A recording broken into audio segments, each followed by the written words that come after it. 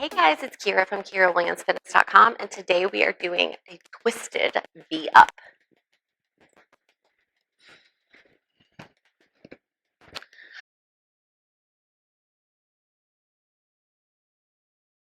When we do these, we want to be balanced on our hips the entire time. Our hands can be on the floor to assist us a bit if we wish. So we're going to begin. Chest nice and proud, legs off the ground. See, balanced. But we can use this just for a little assistance if we wish.